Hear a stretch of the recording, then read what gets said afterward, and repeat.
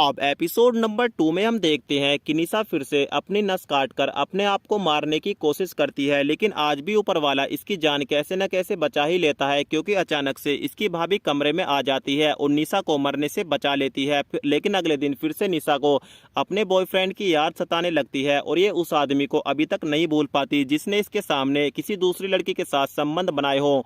और दोस्तों, ये फिर से अपने बॉयफ्रेंड का धोखा बर्दाश्त नहीं कर पाती और अगले दिन फिर से नदी में जाकर नदी में कूदने की कोशिश करती है। अब अचानक से यहाँ पर ये फिर से रिक्शे वाला आ जाता है और निशा को नदी में कूदने से रोक लेता है और इसको बोलता है कि मुझको पता था कि तुम अगली बार भी कोई ना कोई ऐसी हरकत जरूर करोगी, इसलिए मैं तुम पर नजर बनाए रखा था।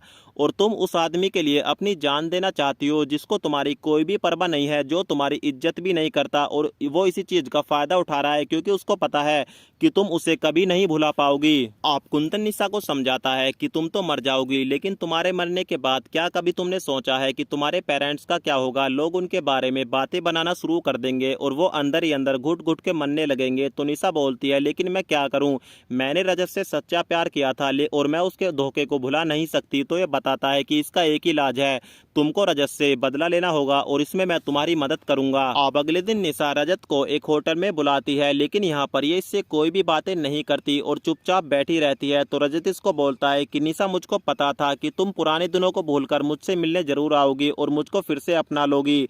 लेकिन दोस्तों, अभी भी ये कोई भी जवाब नहीं देती और चुपचाप खामोशी से बैठी रहती है। अब रजत को गुस्सा आ जाता है और उसके बाद ये इसकी बेइज्जती करना शुरू कर देता है और इसको बोलता है कि चुपचाप बैठे रहने से कोई फायदा नहीं है, नहीं तो मैं चिल्ला चिल्ला कर सबको बता दूंगा कि किस तरीके से तुमने मेरे साथ और कहां कहां बिस्तर गर्म किया है।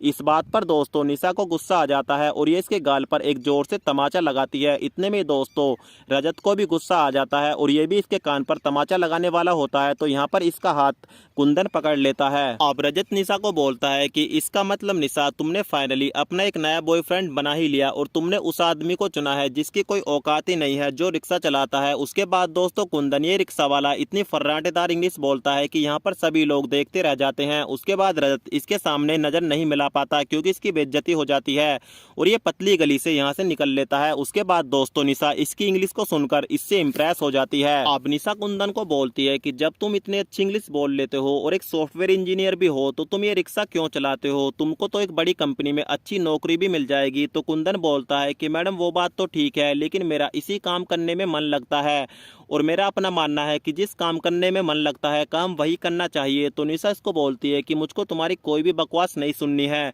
कल तुम मेरे घर आना और अच्छे से कपड़े पहनकर आना, तुम्हारे लिए एक बहुत बड़ा सरप्राइज है। उसके बाद दोस्तों वेब सीरीज का जो एपिसोड नंबर 2 है वो यहीं पर समाप्त हो जाता है।